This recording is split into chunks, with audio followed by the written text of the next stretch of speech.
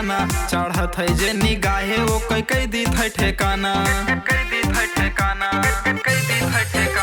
खाना पया ना जाना राहत है रोजाना चढ़त है जे निगाहे वो कई दी थे ठेकाना बजरंग बली के भक्त यही हम दिन विशेष बा मंगल के शेर बने सब शेर बने हम अही शिकारी जंगल के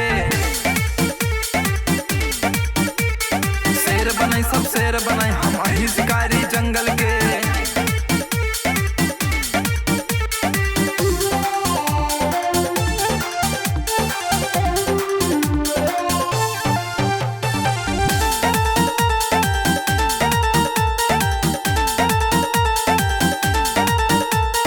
जनता हमका चाहत है जनता से हम प्यार करी हो जात है हासिल मंजिल हम जहाँ पे अपन कदम धरी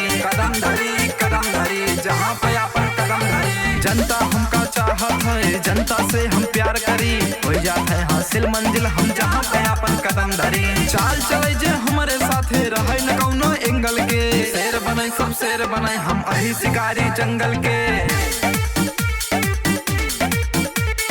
शेर बने सब शेर बने हम अही शिकारी जंगल के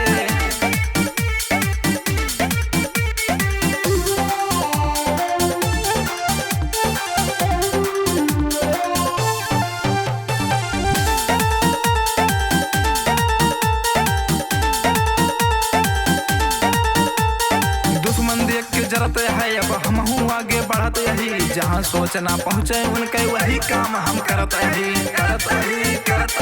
वही काम हम करत ही दुश्मन देख के जरत है अब हम आगे बढ़त यही सोच जहाँ ना पहुँचे उनके वही काम हम करत ही दिनेश दीवाना नाम हमर अही खिलाड़ी दंगल के शेर बने सब शेर बने हम अही शिकारी जंगल के शेर बने सब शेर बने